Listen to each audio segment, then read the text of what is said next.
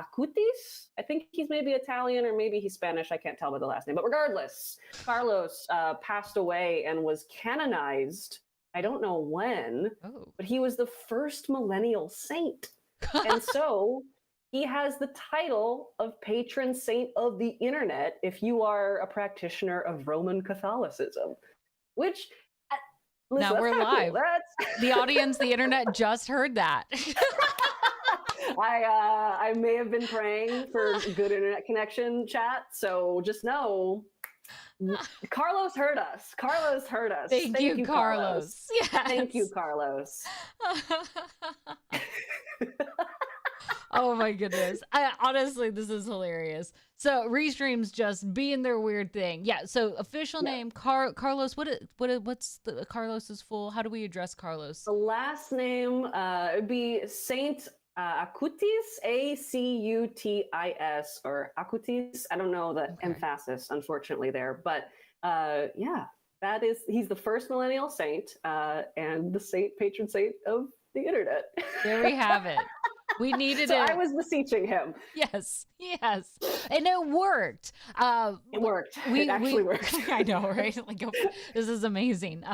So thank you, Carlos, for hearing our desperate prayers. But as interested as we are into Carlos, I want to talk more about you, Maddie. Right? Let's shift this a little bit. Yeah.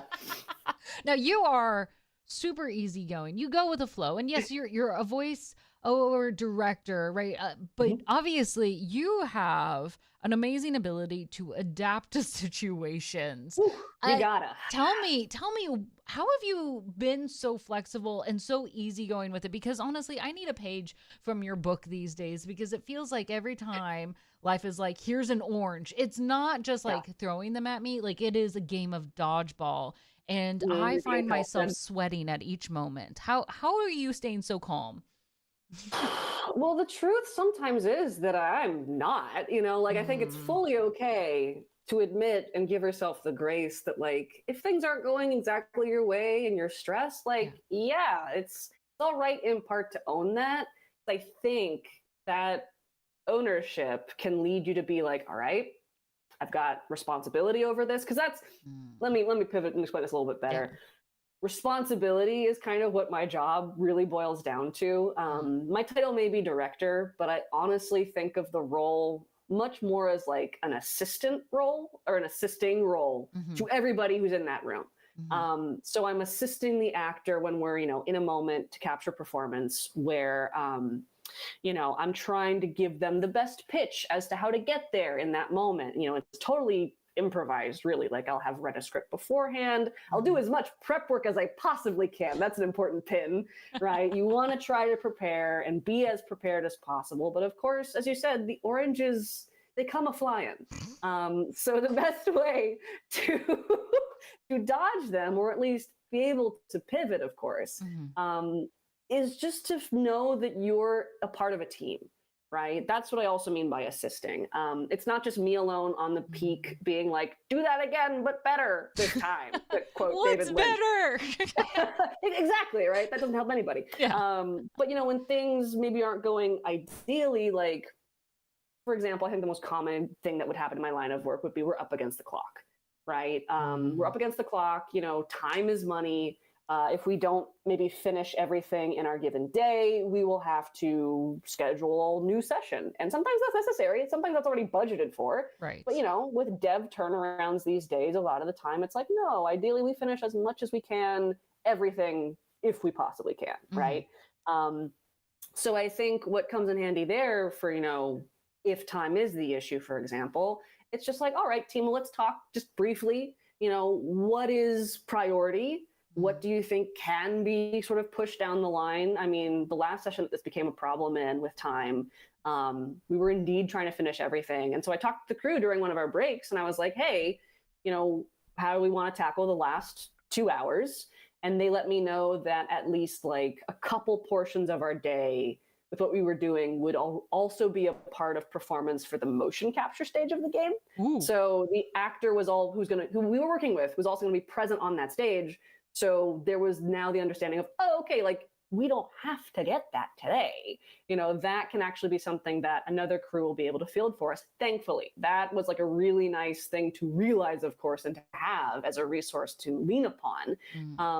But other times it's just an adjustment, right? I remember there was just an adjustment. Yeah. Just do that and you're fine. Well, it's complicated. It's not that simple. But I mean, now that I'm thinking about it, the usual problem is time in my world, right? You want to, as my mentor once said, you don't want to leave something hanging that you want to hone in on and find. Like, don't abandon your creative ideas for direction. But time is money, as I keep saying. Yes. So, you have to be able to say, what can I change for myself? Or what can I ask someone, hey, can we make this a little, how do we make this more efficient to the team? And, for specific roles in the team, whether it's the audio engineer, the devs who are with us, the writers who are with us, maybe even the performer, right? Maybe a tactic I can pitch to them that'll help speed things up. It's little things like that where we take the time, which might sound counterproductive, but we take a little slice of time to be like, what do we need? Yes. And then we find what we need, and then we keep going. Where's the investment, essentially? Yeah, what's going to be the most important thing to adjust? Because that's kind of always what it's boiled down to. Like, there's been some moments where the problem is actually the scripts themselves. Like, maybe they're just really wordy. They take a long time to perform. They take a long time to actually just read. Long monologues at end. Everyone has a soapbox. You'd be surprised, if a character consistently has over 3 sentences in performance, they've got 50 lines, that's actually quite a lot of time you're going to spend recording something. If they're just one-off call-outs, like, over there, get her, where'd she go? Those take no time in the world to do. There's other considerations for those performances, but for more, dialogue heavy or monologues or anything like that, that's really, performance character driven. You need to find a way through it where you get good material, you get good performances with your actor, and they feel confident in what they're doing too. Right. While also always looking at that clock, because that's the person you got to appease at the end of the day, truth be told. It's demanding at this point, but yeah, that seems to be the burden you take so that way others don't have to. And I love exactly hearing you as a leader. It's not that you tell other people hey, you got to do this faster. If you tell that to the actor and they just start rushing through the lines, you're going to get a terrible product at the end of the day, right? How do we use these? It's all speed run, or everything feels like it's at 2 times the speed. But you provide solutions. You're putting the pitch. Yeah. Honestly, it makes me think of one of what I'm seeing as a recurring theme as good leaders is that good leaders are best as good supports. It's not about them shining. I think so. How do I help you? And you work with a lot of teams. I know in the email I saw it. Yeah. Okay. List this off just a taste. So that way chat gets a feel of, listen, you're not just working with only the actors or only the writers. You are kind of the interconnected web for everyone. You pull all of those. So where I come into the process, I think that's also important to demystify here, right? It really can depend on the client and the team. The way it works in the voiceover industry is, as a freelancer, I have a clientele base, right? I have specific clients who historically, or maybe through an interview process, will come to me to ask me, hey, are you available? Hey, we want to interview you to see if you're the right fit for this project, et cetera, et cetera. And then from that process, if I do indeed get the team's interest and we move forward, from there, I'm actually fortunate enough to be represented by a talent agent. So they'll do a lot of scheduling with me. If it's not right alongside my talent agency, because some of my clients I'll handle for myself, it's still a matter of scheduling. The client will then ask me, we need you just for voice direction on these dates. Or they might even say hey, we want you to help with casting. And that might mean, I'm listening to the performances that they have coming in. Or it could mean that I'm actually the one sending out the casting call to the agencies who represent the respective actors. So you are at an agency and they work hire to you, that you then go to other agencies to find the actors. Kind of. It's my agent is there to schedule me for projects. Okay. And then my clients will then have these requests of me where it's we need you just for voice direction, Or are you available to also do casting? Because casting can really be quite a wide net, I've found. It's sometimes, like I said, just literally listening to the MP3 files that have been submitted and being like, that one. And there can be 200 of those. So it's not just saying that one, it's listening to quite a few. And then back and forth that are similar, but it's like, okay, yes. just slightly different, or their pacing slightly different, or yes, I can pick up on the audio quality. I do enjoy the tedium a little bit, I will admit. That's just how I'm built. Like, my brain's kind of built in a way where I'm like, yeah, I do want to find who is going to be the right fit of all these. But at the same time, it can also be the case where it's like, I'm actually the one who's sending out the submission for the game project. We're like, hey, we're casting for blah, blah, blah, blah, blah. It's a game where you're a little guy in a big, big world and you're going out there. Whatever it is. And then we'll describe maybe a little bit more about the specific character, and we'll give specifics if we're looking for a very like casting specifics for the person who we're looking for if need be, or if it's very wide net that we're casting from. And then like a breakdown of some of the logistics, like this is our time frame of recording ideally. Here's the rate, the most important thing. Like here's all the info. If you have anybody who you think, agent I'm emailing right now, that would be a good fit for this, send me your submission. Send me your like top 6 or 10 people who you think that you, as you represent them, would do well in this kind of field, in this kind of project. Oh, also important is listing if it's union or non-union. Very important, I will say, during this time of the interactive strike. Gotta support the union, y'all. But indeed, all those details are just part of the first logistic push, and then you go into like a correspondence of back and forth as you just receive so many submissions. Do the same thing. You vet them, you find the person, and then you start to get into the like, all right, we'd like to schedule you for this time. It's really similar to how I'm brought into projects at that point for at least casting an actor, where it's like, we want you for this time period, let's aim for it.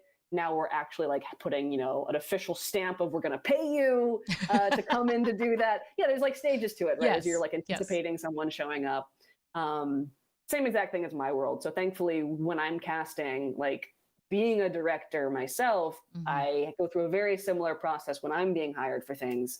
That's how the sausage gets made. The voiced sausage. The nice nitty gritty. Honestly, it sounds a lot of like when you go to the eye doctor and it's a lot of like, okay, is it 1 or is it 3? Is it 1? Is it 3? And I imagine you're just listening back and forth of 2 audios. Is it this one or is it this one? Is it? Right. Or it's like, oh, I'm not available this week because I'm booked up. Like, can we look at next week? Can we look at Friday? Like those things sometimes happen. Those conversations happen when I have a really full schedule. But That's I don't know if I lost track of no. I love this because you were in a process and you were painting a really good picture for us. Now you must have a very refined ear to pick apart, right, some of these audio qualities when you listen to good audios, because I feel like a lot of people out there go like, I would love to go into this, or right, they hear their video game characters and they love their voices, or their TV show, right, actors, and they see the animations and they go, I love the voices behind this. How do you know, what are certain hallmarks that you go, oh, there's something here, or especially when you're trying to match it up with certain characteristics and make it sound like this should be this is for a tall individual. How do you do that matching game? So first and foremost, I'm a big old nerd. I'm a big old nerd. What? And no. I play a bunch of video games. And I just, some of these games like that I get to work on, fortunately enough, like, I'm very familiar with the genre. Like, if Bethesda's like, hey, we need you for this and that, I'm like, I know exactly what you need. That's my bread and butter, right? A big old RPG world, sandbox stuff. So just by virtue of being a fan of these types of games, that really does assist me when it comes to casting for things.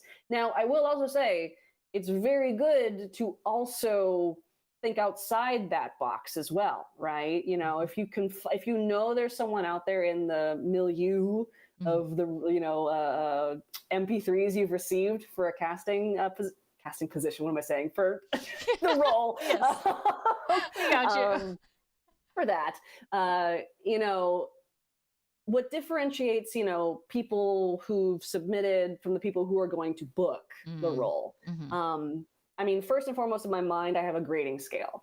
And it goes like this. It's a 4-tier grading scale. I start at less, which frankly is the harshest grade, of course. Yeah. But it just means like this person's not the right fit for whatever reason, right? I can certifiably say, you know, we're not going to go with this person. The next category is same, which when, again, you're listening to, I keep bringing up, but it's true. I did once cast a role where we got 200 submissions for one guy.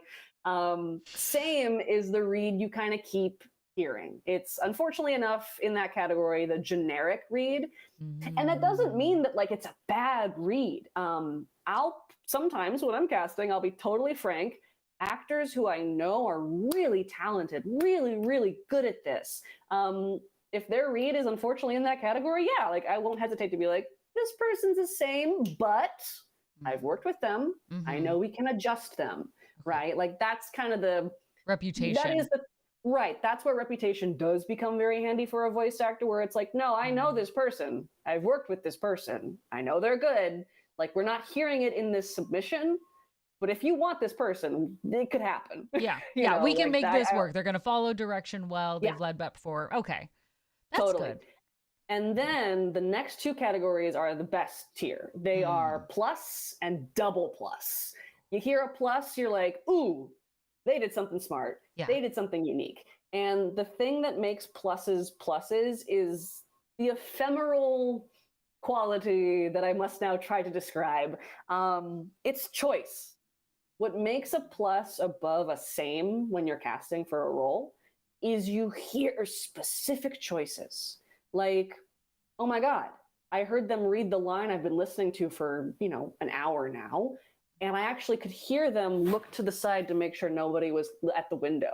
No one was like looking through the doorway. Something specific, something that I can key into and be like, ooh, they made a strong choice. And you hear that all the time in acting, right? A strong choice. What does it mean? It means you've thought about a scenario and you're trying to embody it. Because all the time when I'm working with actors and giving them direction, some of the best things you can do to keep an actor in character and adjust them at the same time. Because again, you don't want to say, do it better, do it louder, make it sadder. You know, you can reach for those blunt tools. I'd call them pretty blunt tools. They are there. And sometimes you do have to be like, actually, we do need that faster. Like sometimes you do lean on it. But what's much better is to be like, hey, you're not feeling too confident today, so put your hands in your pocket and look down. Don't make eye contact with the person you're talking to right now. Like that pitch puts someone in an immediate mindset, right? So when I'm listening for casting purposes, it's the exact same thing. I'm like, who's doing that? Yes. Can I hear the pockets? Yes. You know? Can you hear the pockets? Can I hear the pockets? Can you see the Pockets? scene that they're creating? Totally. Am I right there with them? And there's no right answer to that. Like, it's going to depend on the character. It's going to depend on how much context you've been given. But, you know, at least when I'm able to get my hands on the casting sides, which is where all the, you know, the audition lines will be coming from, I really try to give my actors enough. Not too much. Too much information is also bad.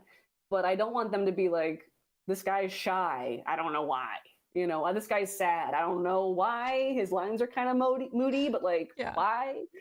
You know, if you can tell them a little bit more about like, oh no, this person just like experienced loss. This person just got fired or whatever, right? Like that informs a little bit more and allows for those choices to really start to shine through. And then double plus just means hire that person right now. Hire that person right now. Don't need to listen to the rest. We found them, right?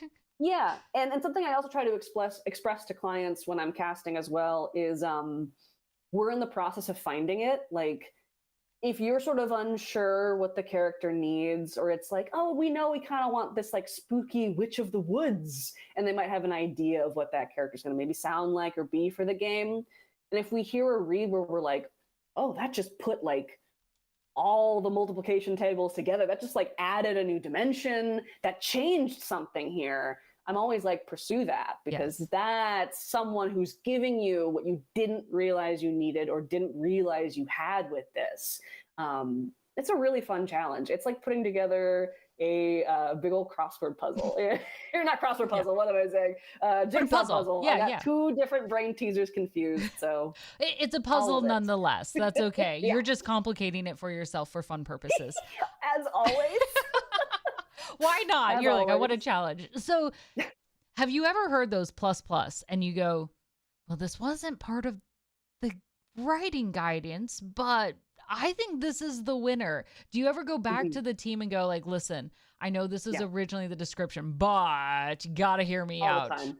All the time. You're like, All the time. Yeah, especially when it's someone, again, mhm, reputation does come in handy here, but it's not always the case. Like I'll say this, there's a new person doing this who I've never worked with before, that's really exciting. I'm like, guys, let's give this person a shot. Like, this is really exciting to me. yeah. I want to work with this person. I'll always advocate for someone coming into a role if it's not someone I worked with before or someone who's new to this, right? If they really surprise me and I'm like, yeah, let's do that. Mhm. You 'Cause it's know, hard to surprise someone. always, yeah. I mean, always whenever you can, and when again, if like the audition is shining through, it's like, yeah, let's, you gotta extend the ladder down to help people up as well, right? It Mhm. happened for me, Mhm. so I want to help the other people as well in that capacity where I can.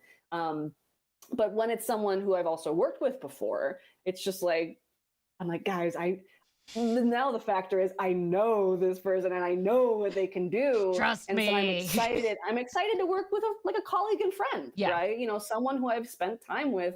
And, in a lot of cases with, Mm. honestly, the voice actors I get to work with, I really admire. Like, Mhm. these people are so talented. And, I grew up playing games and watching a lot of cartoons, a lot of both Western animation and anime. But, as a kid, like, those two mediums have the meshing of a lot of voice talent overlap. Mhm. And so, I grew up with all that. And when I first dipped my toe into voiceover, it was like, oh my God, here are these people. Here's the cast of Critical Role. Here's, Fred Tatasciore doing every single voice. Like, it's pretty incredible what these people can do. And I feel so fortunate to not only be a colleague of these people, but a fan as Mm. well. Like, I feel so fortunate to be able to express, like, you're a cool person to the people I get to work with. Mhm. Because it's great. It's great to work alongside people you admire. I Yeah. have to really say that's one of the huge perks of this job. Well, and I imagine that's how a lot of us, whatever workplace you're in, you're like, you do your best work when you're working with people that you like, that you trust, right? And if Yeah. you've been through this rigmarole before, you go, oh, we know how this is supposed to be. We know how to do this again. Here we go. And you Mhm. kind of get to shortcut some of those entry level things because you've had that built rapport now with one another. Oh, Mhm. plus And again, also, when you these like people them. are also, they're wicked talented. So a lot of the Yeah. time again, I'm going to quote the wonderful Kal-El Bogdanov, who I consider my mentor in the industry. Yeah. He's a great and fabulous voice director. I'm talking Horizon Zero Dawn. I'm talking Fallout 4's main director. The guy's an absolute treasure. Yeah. And he says he once was, I can quote him, I should say, as having said, working with a really talented actor is like driving a high performance car. The adjustments you make are like, beep, boop, very slight, Yeah. we'll go with that one. Yeah. And always a smooth ride. Like it feels like luxury no matter what you're doing. Absolutely. Now, I got to ask, right, especially in this director role, and you have a lot of opportunities for influence, right? Who you're choosing on the project, how you guide, how we connect and move back and forth. And you're also like this hub of communication, oftentimes between these different parties. Can you shine a light on some of like the ethical or perhaps Mm. different challenges that we might expect in a voice director role? Mm. Elaborate a little bit more, if you would, about what you mean by ethical. I'm really curious to give you more there. Yes. Well, there's certain challenges, especially nowadays when we're not nowadays, like it's always been an important thing, but I think the conversation has been happening more often these days of when we are casting perhaps for accents or Yes. diversity Yes. in voices and representation in games. Like you might receive a script and you read something and you go, oh, this is kind of not great that we have in here, right? Totally. What's It's your happened. role? It's happened to me before. Yeah. Absolutely. I won't name the projects. Yeah. I won't out who this happened to or where Especially or if they when. changed it. We're going to give them the benefit, right? Yeah. Yeah. I speak on it, and I try to always speak on it if something, strikes me as being pretty uncomfortable. There was one time where we were fielding a bunch of characters with one actor on a project. And literally, there was a one-line character who came up. And a lot of the times, the way that this is going to sound insane, voiceover scripts, more often than not, they come to you in an Excel document. We use fancy Microsoft Excel for our scripts. It's really for documentation purposes. Yeah. Ideally it would be maybe a screenplay. You might envision a screenplay, and sometimes they are. Yeah. But for documentation and tracking purposes, like I am used to using an Excel sheet, and actors are used to seeing Excel sheets How for their lines. glamorous. It's a little silly, but it's the it. way, again, that the cookie crumbles, the sausage, what have you. With this specific situation, I was looking at a lot of the information in some of the columns because, they'll sort of hide the columns if they're really, really long and extensive. They'll often have like the MP3 file name convention we're going to use for the audio file, or like, the quest, like it's like quest tracking, but for the internal like program for the game. So a lot of the times it's not really relevant information for us to look at in voiceover, but it's still, handy. Sometimes it does reveal a lot of things. And in this particular script, I noticed that the categorization for the specific character, under like this game had like a tab for, this character is this ethnicity, they kept track of that.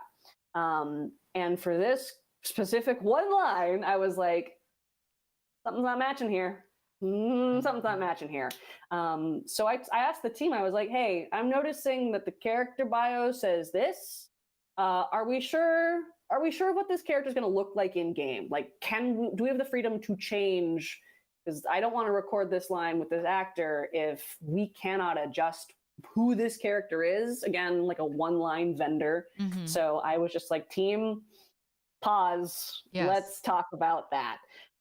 Which pausing is money, because you've even mentioned before, like, we got deadlines, and to have pauses where we got to rethink is important still. Yeah, and thankfully here, time was not really an issue. We had enough to be like, let's talk about this. Good. And the producer was like, I'm glad you caught that, because we really just kind of threw it at this actor. We had a lot of extra time, and it was like, hey, would you be okay, like, helping us with this one additional script that we have? And the guy was like, sure. When I took a look at it, I was like, this isn't a good fit. Like, let's talk. It's one line. It's one character's line. Like, is this an adjustable thing in the game? And the producer's like, I will get on that. So I was like, great. Now we're cool. And the actor even said, he was like, yeah, I wasn't going to be comfortable recording that if, that hadn't been addressed. He wouldn't have done it. So, again, the team needs what the team needs, and we'll speak on what we need. There was another situation where there was a line that made me really uncomfortable in a game. It was a phrase that has been used before, and I'm not even going to get into specifics. I don't want to touch it, but it made me uncomfortable. And so what we did was I approached the team before the session, before our actor was even there. I was like, hey guys, let's talk about this line. And I told them why the line made me uncomfortable. We had the client on the line. We had a writer representing on the line there. And I was like, is there a quick fix? Like, I already came with, I came with some, pitches to be like, can we use this instead? You're solution oriented already. Yeah, like, well, you kind of have to be, like, especially when you're asking to adjust lines. You do not, I think it is part of the creative process and an overall good to tell a writer, like, hey, I think we should adjust this line for XYZ reasons. Here's the example that I cooked up. Like, I'm ready to pitch to you, why I think this needs to be adjusted. I'm not just saying, like, I don't like it, like, I don't care for it, get it out of the way. No, like, I'll give them plenty of reasons to, like, say, hey, I think this line's too long. I trimmed it down for you. It's going to be an absolute monster to say out loud and perform. Like, here's a condensed version, or XYZ reason, right? For this one, I was like, here's why I'm uncomfortable. And I think we should change it to like this. We're not going to change what the line's trying to express because I think it was an innocent mistake. I think they were just like using a cultural touchstone that they tried to reach for and didn't realize the original touchstone does have a racial slur in it. And I was like, let's not. Let's not. This line is weird because of that, guys. Again, I know that sounds insane. Like, what could the line possibly have been? Everyone's like trying to hypothesize, but I know whatever it is, it doesn't matter. It's the idea of like, listen, we caught something. This is a chance where we can make sure that all of our audiences, the gamers, can feel safe in it. There's no question. Whether, right, like, it's not like, is it, when you have question marks, it's how do we get rid of the question marks? Yeah. So I talked about this with the team. The actor was not even on the call yet. Yeah. So when the actor was on the call, I was like, hey, we've changed the line. That was it. That was all he had to worry about, right? He didn't have to sit through me being like, I'm uncomfortable. I didn't express it that way. But, you know, like he didn't have to sit through the awkward deliberation of me being like, hey, we should change that, guys. Yeah. You know, it wasn't a part of his job. He was just there to perform for us. So I tried to handle that before the actor was there, not to like keep him out of the conversation or anything like that. If he had to have been there, you know, we would have handled it. But ideally it's like, no, I'll take down that before you have to step into the ring. Yeah. You know, I'll try to handle that situation for the team. Another sign of good leadership. You gotta try, you know, like you gotta really, that again, like that's been one of the biggest things on my mind this year of my career has just been like, how does one handle responsibility? How this is going to sound weird, but like, I'm very comfortable with the responsibility, but like, how do I always check in with myself to make sure that I'm not, you know, loading myself up too much with things. I'm not underwater myself, right? Because if that's the case, like, I either need to check in with the team or I need to just take a moment to be like, lower the stakes. Things are okay. You know, because I love this job. I think the work that we do is important, but at the same time, we're not curing cancer. We're not sending rockets to the moon. You know, we get to do something really, really cool. Yes. I almost swore. I don't know if I'm past that. You're good. You're good. Yeah.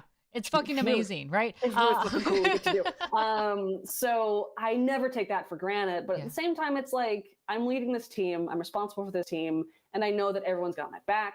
And at the same time, this is dialogue for video games we get to work on. Like, I'm so fortunate to be here, and that's really cool. And that always just kind of calms me down, right? You know, if I'm ever a little overwhelmed, it's always like, I've got a team. I'm never alone in this. Yes. Yes. I think that's so smart.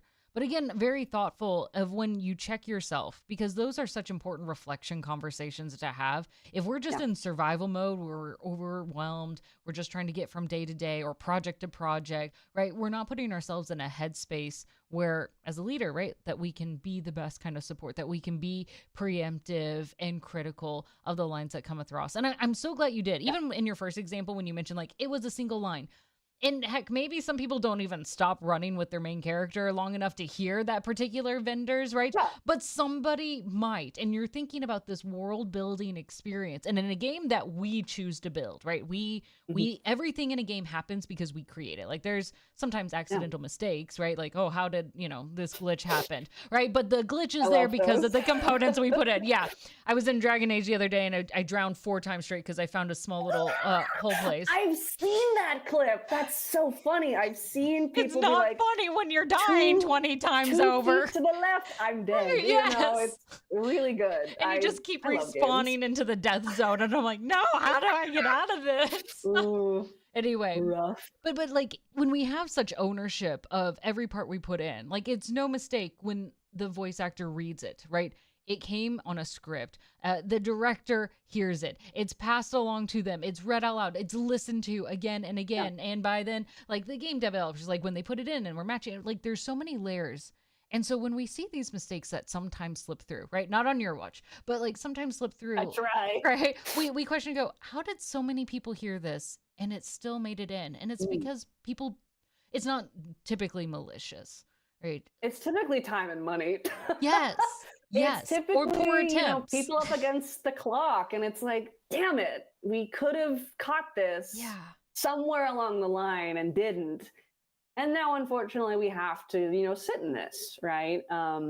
It's a miracle anything ever gets made, is what I always say to myself. Like, it is a miracle any movie, any TV show, any book, anything ever gets made. It is an endeavor. It is the work of not just one person, but many to make something happen, even if there's, an author or a singular vision behind a creative work.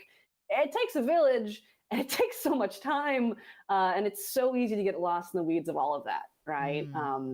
So easy. So, everything that I have, even the stuff I don't like, even that I'm like, I acknowledge that this is a miracle in of itself. The beauty I live of in a dream. creativity. Yeah, it's just like, yeah, sometimes the hand you're dealt is like, ugh. Yeah, unfortunately, we've got a million people saying patrolling the Mojave makes me wish for a, a nuclear winter from like the same five guys. But like having worked now with the people who were on a game like New Vegas, I'm like, oh, they had so much that they had to contend with. Like, oh, there's some great behind the scenes stories I've heard about that production. And again, it's a miracle anything ever gets made ever. Yes. You're like, but it does. And you've been a part of those success stories. I gotta ask, right? We love stories. We're suckers for them, right? What have been some of your favorite success stories? Like when what's been magic behind the scenes that has happened with you in creating such dynamic voices come to life, building these stories? There's a lot of stories that come to mind, honestly. Unfortunately, the two that are immediate, I can't talk too much about. It's still under NDA. Classic, folks. NDA. All my best works under NDA. But I can at least tell you vaguely why they were great. Okay.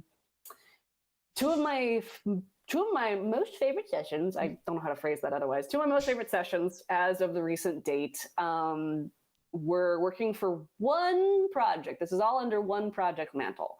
Okay.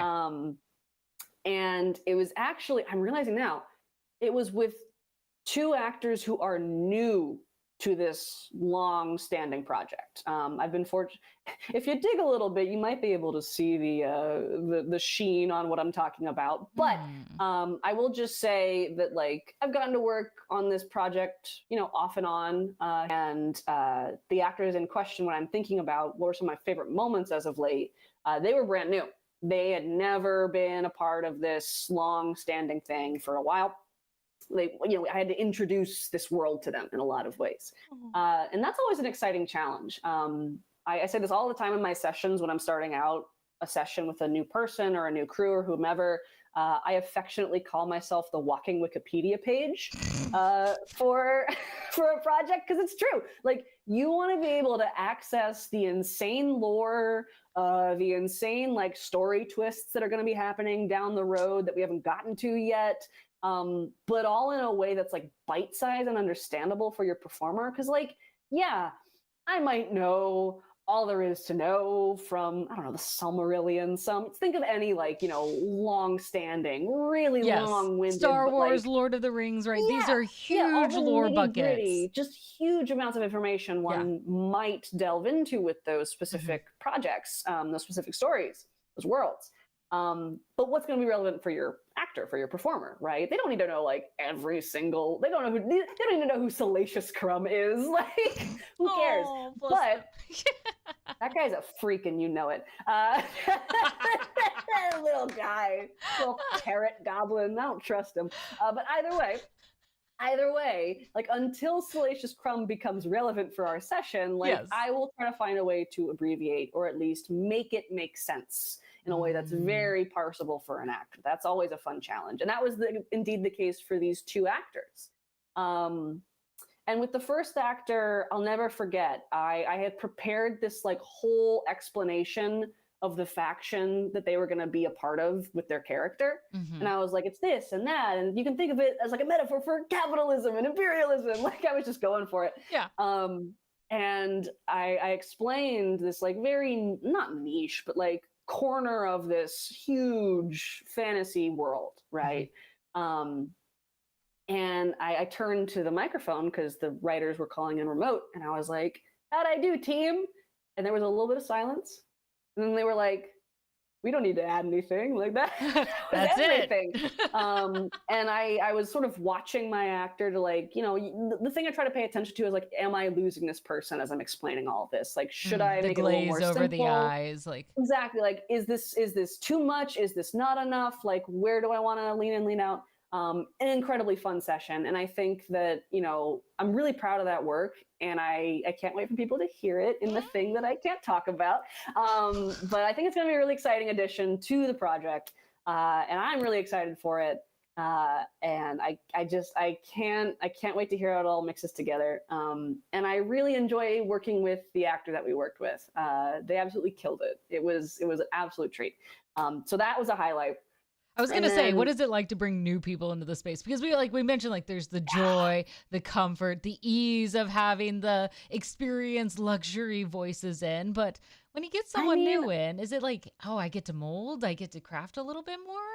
A little bit. I really do approach it in a sense of like, more in the sense of like, I want to make you comfortable.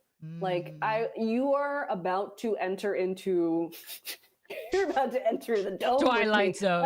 I got you for 4 hours. I got you for 4 hours now. But like, if that's the case, how do I allow and help to create a space where this actor, if they're new, and even if they're not new, even if it's been like, it's like the 6th time I've seen them for the project, whatever. Every single time it's a matter of like, how do I ease you into this? How do I give you the information that's going to be relevant? And if we have, moments where we're going to be vulnerable, I'm going to ask you to really go or reach for some emotionally vulnerable places, like to access that and to be right alongside you while that's happening, while you're performing.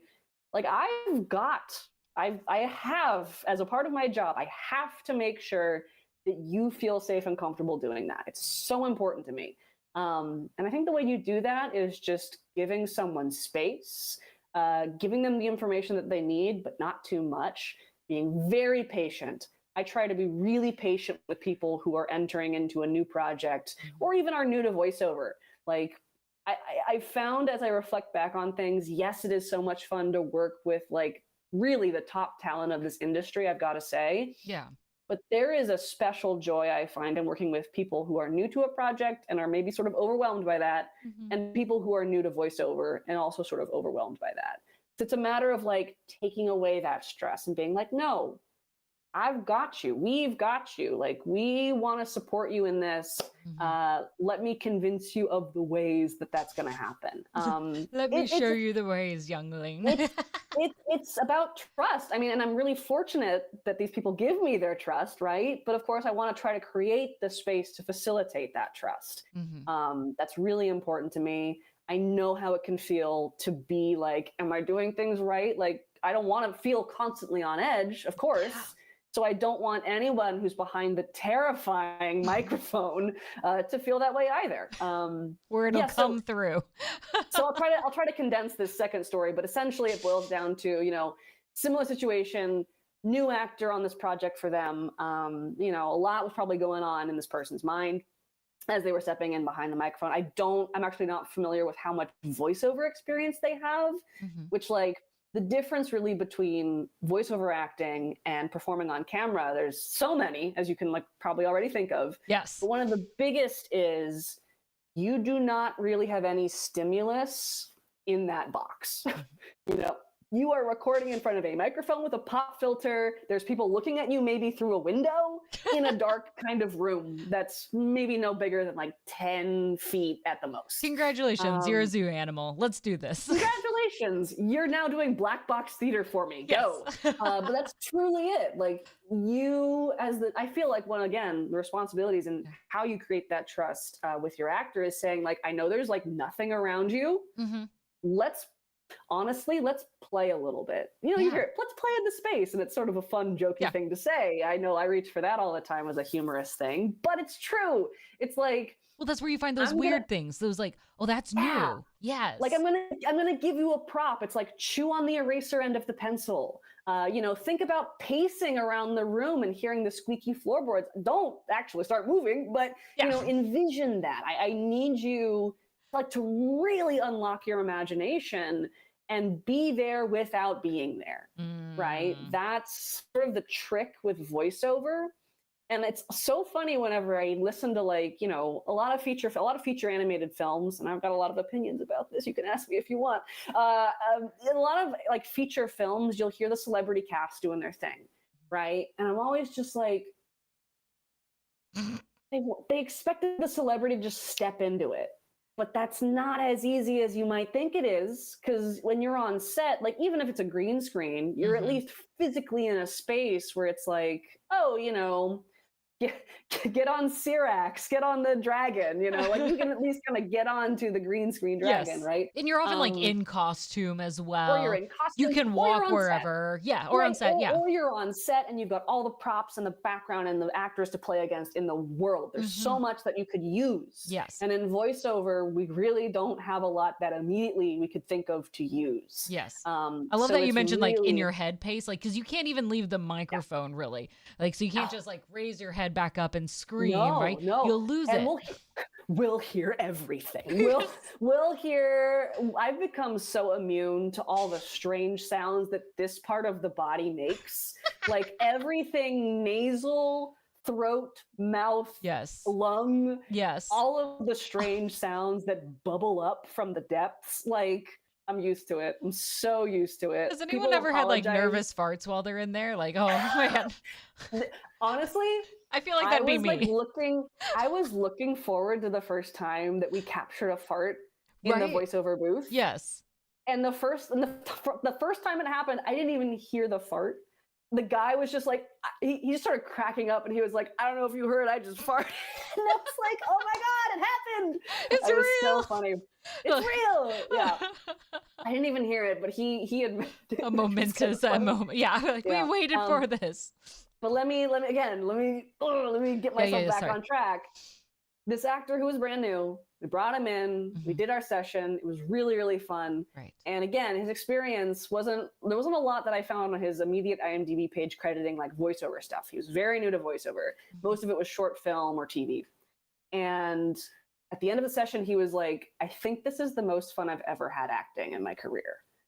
I was so flattered by that. I was so flattered by that because I had a lot of fun and we had thrown so much spaghetti at him, like brand new character in this huge world who was incredibly important to the main story of that world. Like all the things we're gonna toss at you today. Yes. All the brand new, overwhelming things, and to hear him say that at the end of the day, it was certainly like a relief. But more than that, it was such the compliment to receive because I was just like, yes, like I'm so glad you enjoyed this.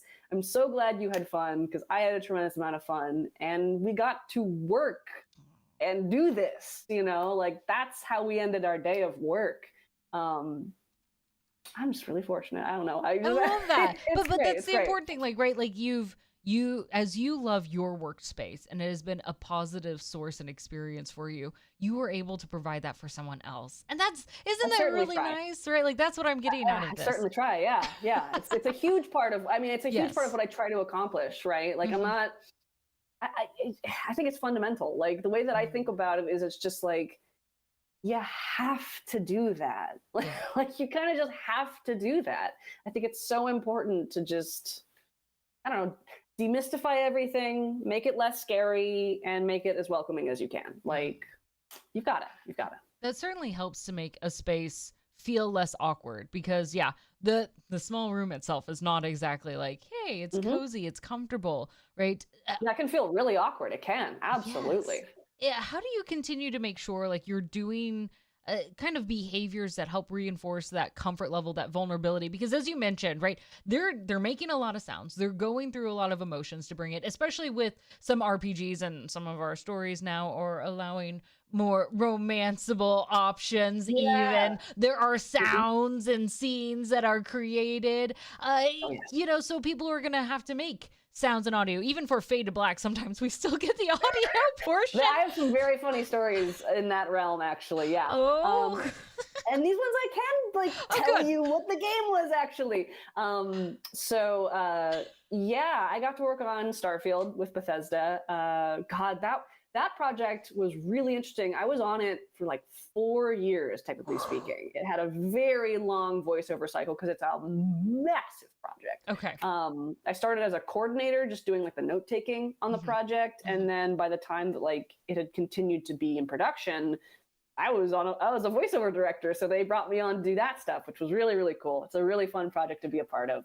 Um, and I worked with oh my gosh, I got to work on some of the main characters. I worked with the wonderful Elias Tufexis, who's also a director on Starfield. I think, I don't know if it was his first credit voiceover directing. He's done so much voice acting. I mean, Adam, is it Jensen? I think Adam Jensen in Deus Ex. I'm not I ready for didn't this ask pop for quiz. this. Yeah. I listen. I got you. I'm obsessed with the people I work with. No, because like I like to keep track of their projects, of course. Yeah. So Elias is a character in that game named Sam Coe, Space Cowboy Dad. That's his character summarized. And Emily O'Brien plays a character named Sarah Morgan, who's another one of like the main NPCs that you can be a companion with, who can be your companion rather. They're both romanceable. And I got to record some of the like "I love you" lines in the game, which like it's a really interesting place to be when you're voice directing someone for that, because what I like to do a lot of the time to really like set the stage or get the character right in the moment is to counter read with my actors. So I'll be like, Sarah, there's something I need to tell you. And like that's the romancing that we're doing. Yeah. I will feed the other side of the lines to the actor to accomplish this. I'll like do a little, It helps to have some back and forth, so this isn't a solo love totally. So it experience. doesn't feel insane. Yeah. And sometimes it is good to back off, frankly. Like it is good to give the actor the space to just like nail it. They don't always need you there in the support. Sometimes they're totally fine just going for it. Yeah. But Or sometimes it's easier if nobody else is there. Exactly. Sometimes it's easier if you don't acknowledge everything. But I would do this if it facilitated something that I was looking for. And I'll just never forget, like, especially working with Emily.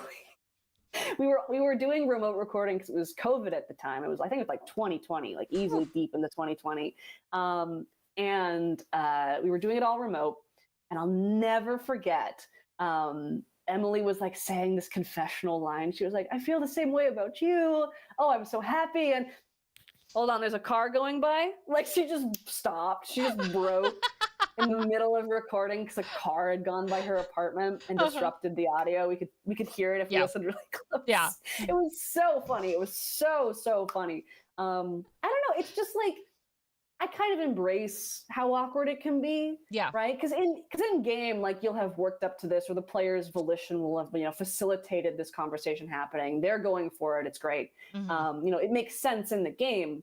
But as we just sort of like jump into the RPG scripts, which can be frankly sometimes very jumbled, the writers do an amazing job of trying to organize these massive scripts. I'm talking to like 1,000, 2,000 lines on one Excel sheet, where, again, with Bethesda dialogue, it's dialogue trees, right? So what connects to what connects where? They're really good about giving you the chunks that are together, but sometimes it still gets a little bit jumbled. So it does become our job to untangle what's meant to go together. Yes. So, we're doing all this, we're doing this work, we're getting the voiceover done, we're detangling some parts of the script. And so you just kind of roll with the punch. Like one moment you'll be recording the romance stuff, the lovey-dovey stuff, but the next moment is like something completely different. Right. Right. So it's not like you're totally in it. It Yeah, I don't jumps. know. It's Yeah, just because I like guess when there's often like the branches, like, yeah, you can choose to romance or you can choose to like get or you can angry at respect them. them Yeah, right yeah, there, yeah. which were so funny. Like all the time, Emily and Elias both were like, "Come on, make up your mind, Blair. What do you want from me?" Which is like a fun thing from the behind the scenes that you don't see. Like, yeah, we're reacting to what's going on here. It's insane to see Yep. this like whiplash and react to it as the game wants us to. But it's really fun. Like, I don't know, these people I work with are so talented that like they can handle it. Like, I know they can handle it for themselves. Hmm. It's just a matter of like how much do they need me there for those scenes? What would they need to reinforce this? What's going to be comfortable for them? And I actually remember at the launch party for Starfield, I met Emily in person. She was there, Hmm. and it was great because she said to me like, "Oh, I felt really comfortable during our romance scenes." I was like, "That's so nice to hear." Because it is insane to ask your actor to do some of these things at times, and it is awkward, right? Yes. But you just kind of roll with it. Like, Well, especially if you're like trying to make facial expressions and like you're getting into the scene to help out, right? But that's again, like it's another hallmark of like, yep, done and right. Trying to create space. It was really great to hear Emily say that. I was so glad. I was so glad to just meet her. It was awesome. But another part that is kind of, it's not exactly like, what do you do when there's an awkward noise you have to make? But when it comes to excerpts, which are all the like grunts and groans, the pain sounds, the attacking sounds, vaulting over a fence, what have you, escaping a zombie, I don't know. I sort of jokingly, but honestly, it is a true assessment. I jokingly say that the bell curve of excerpts is pooping or sex. Those are the two like ends of the curve where you're like, that sound is kind of pooping or sex, and what you can do to correct it is just like try to give specifics. Like, as a director, the only time I'm really comfortable giving a line read is for excerpts where it's like, I need it to be this. And I'll do it, like, and I'll do that for the reasons of I need a very specific weird sound. Yes. Here's what it is. Yes. And also it might be vocally stressful. So like, here's the level that I want you to hit voice wise, volume wise. Intensity. Yeah, the intensity. If I say I need it at a 5, well, here's what my 5 is. So that's how I correct that, or at least try to. But also at the same time, if you're asking for a walking, like breathing cycle in a game, it's gonna sound like sex. Yes. It's gonna sound a little bit like sex. Yeah. So that's just the nature of the beast. Like, I'm gonna be listening to all my games now. Like, are they pooping or are they having sex right now? I'm sorry to put this upon you. But listen, we're climbing a lot of rocks right now. This feels really perfect for either or. The sound, unfortunately, that we make when we exert is the same. It's the same sound. Like it or hate it, take it or leave it. So it is what it is, right? Like, I don't really think that that's a bad thing. No, it's humans, right? It's exertion. It's a human thing. Yeah. If it's awkward and silly, then so be it. The one time I have had to direct actual honest to God sex noises was for Arcane Leon's, oh God, oh no, why has it left me suddenly? Did you block it for a reason? Deathloop. Deathloop. Okay. That was a very fun project to be a part of. I handled all of the goons. I did all the like enemy combatants. They had a lead voice director who was doing the main characters, Juliana and the other guy. Yep, that person. Gotcha. And you were in charge of the goons. The main character, oops. And like all the villains who are on the island where the game takes place. But all the like enemy combatants, and there's a couple of different voice prints for those enemies. Like, that was my responsibility as a voice director. And I don't know if they kept this in, but a part of our to record, excerpt sounds. Yeah. There's this like weird sex dome on the Deathloop Island where like everybody goes to get their rocks off. And And I talked to the team about what that sound was going to need to be. I was like, okay, what is this? Explain this to me. So they told me, oh, it's the weird like pervert zone. And I was like, cool. It's nice that there's a okay. special space for that, right? Like There's it's a over. special space for them. It's Yes. a special space They for get their them own to dome. be a nasty. Yes. But it's meant to be really goofy and playful and not like weird and disturbing. Like there's like, and I would tell all my actors like, this game does not have any sexual assault in it, no SA. Like, Yes. this is just meant to be. These are all consenting adults who hop into the dome and they Yes. have fun. Got it. These are meant to be like weird horny sounds. Like, that's what these are. So my actors were actually all like really game for it. I would give them this pitch every single time, hey, here's the situation with this. Yes. And then they would just like give me these insane noises. And they had like whole story arcs. Like there was the guy thrusting who exhausts himself at the end and just like faints. It's so they were all so unique. And I don't know if they made it in, but they were always insane to record. They were all really. You mean fun you didn't play the game and go visit the sex dome? I guess. Missed out. Check it out. Missed Check out. it out, folks. Come on. Colt. His name is Colt. The main character of Deathloop is named There we Colt. got it. Colt needs to go. Yeah. But this just shows like, right, when we're creating worlds, especially again, worlds that we're creating, they come with a lot of unique experiences. Yeah, totally. So you have to help figure out like, how do we help with the immersion and bring this to fruition? I love that.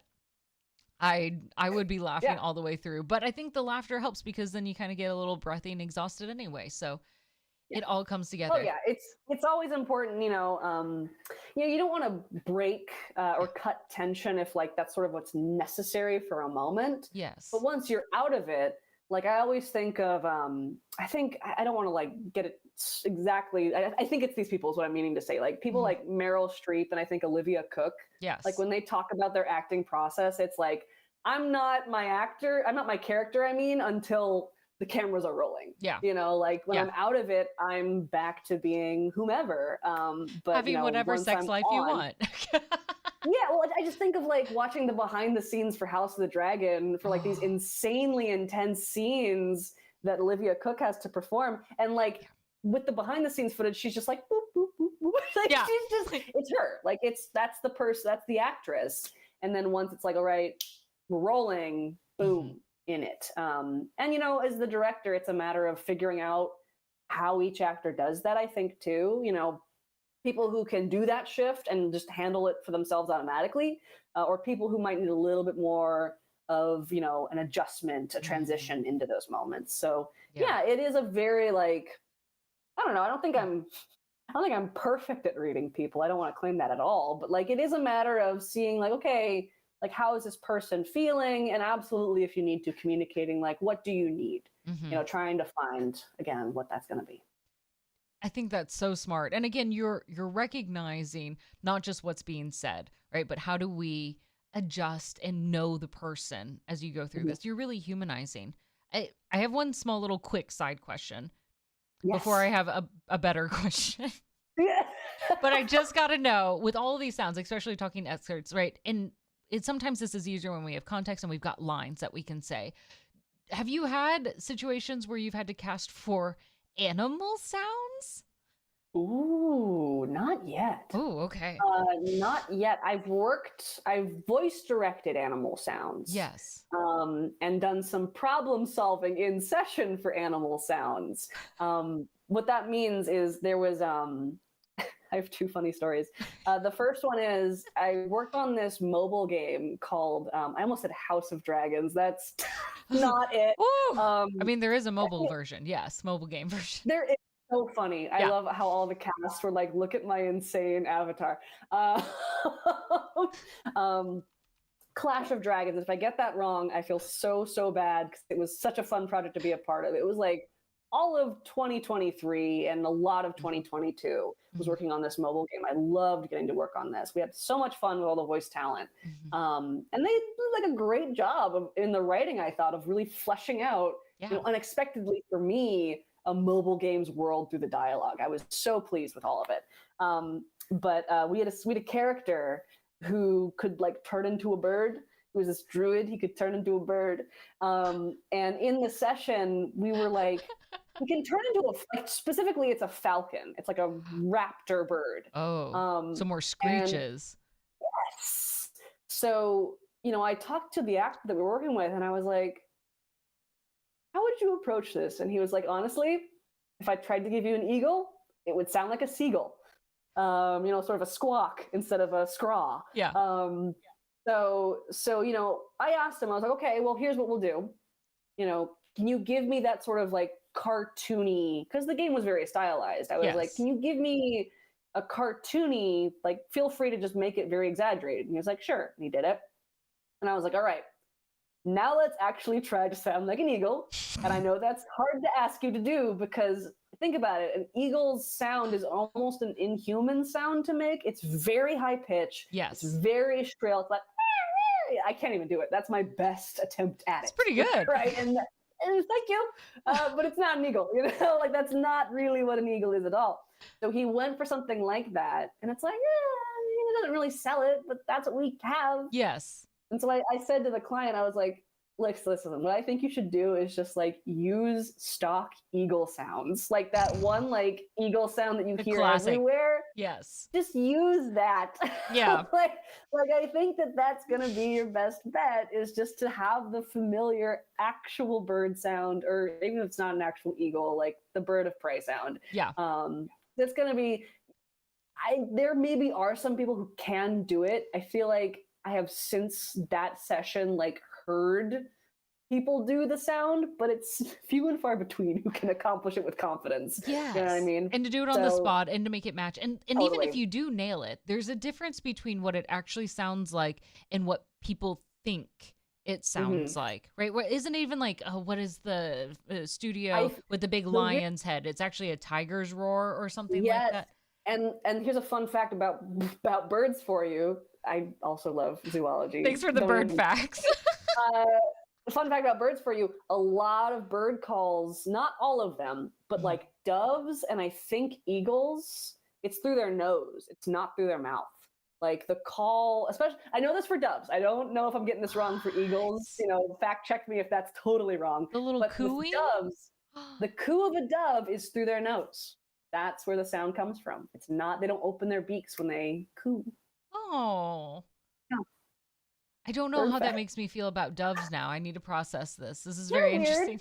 I mean, the more you learn about doves, the weirder they are as birds, but they're beautiful. Yeah. They're beautiful. We throw them into the air. Two little amplifiers through their nostrils. I guess they can't keep secrets. If they say anything, it's always coming out. They can't keep their beak shut. They can't. God. And the other one that that comes to mind when it comes to animal sounds, I remember I was working with the fabulous Sumali Montano back in the day. And she came in for specifically like project is technically out in the wild. It's this like card game that I think only came out in, I want to say, Southeast and East Asia. for Marvel, but we had English voiceover for it, and we were working with a specifically Chinese client, so we had a translator facilitating conversation between myself and the client, and we had Somali doing cat sounds. I think specifically she was Goose, Captain Marvel's like space alien cat. Yes. And so she was doing these like blah, blah, blah, alien sounds when he transforms and attacks. Yes. But she was also doing cat sounds. And I remember we started the session, she was like, I've done dogs before, never done cats. And I was like, I got you, Somali. Like I grew up around a bunch of animals. We always had cats growing up. Yeah. I've heard a cat before. We got this. I've heard a cat before. So, and I do like to think that like, I do a pretty solid cat impression. Like there's a bunch of sounds that I can do that a cat makes. So I was sort of feeding her a lot of these sounds, and she's like, okay, cool, perfect. It really set the stage for her there. Again, only line reads I'm really comfortable giving are just sounds that I want my actors to make, not performances. And well, they are performances. What am I saying? But you know what I mean. Sure. But either way, at the end of the day, the lovely translator, Ben, who I was working with, he turned to me and he was like, you must talk to your cat a lot. He read me for absolute filth. And he was right. He was absolutely right. I was like, yeah, you got me, Ben, you know. And it I paid do. off. It And it paid off. absolutely paid off. It paid off. Yeah, Thanks, Ben. Ben, love you, buddy. Yep. Yep. He's probably doing like cinematography or directing somewhere in China. I know he moved back a couple years ago, so big ups to Ben. That's so cool. Okay, so now I'm gonna go back to my other question. That has nothing to do with making animal sounds, though I do love this because we got the fact that you talk to cats a lot. It's now and you've got good bird facts. Everyone to know. Mm-hmm. These are beautiful little nuggets, and I like to pull those out and highlight them because I think it also highlights who you are as a person, like the interests and loves and you know, things that you have that make you very fun and delightful. Thank you. But earlier I wanted to actually go back to something that you had flagged earlier about bringing in featured films with well-known actors in this space who have iconic voices. Like when you hear Meryl Streep or Nick Cage, you're like, I know it's Nick Cage's voice, right? It's Nick Cage. Yeah. Or Keanu Reeves, right? And he did like Cyberpunk, right? So like we're seeing these iconic characters come in behind the microphone and what's your hot take? Because you're adjusting already in your seat. Like, hold on. So I love that you brought up Keanu Reeves because I can start this off with a huge positive. Yes. Keanu Reeves' performance as Johnny Silverhand in Cyberpunk 2077 is my favorite performance he's ever done. I think it's one of his best performances, bar none. He's so well cast. He embodies this really iconic character.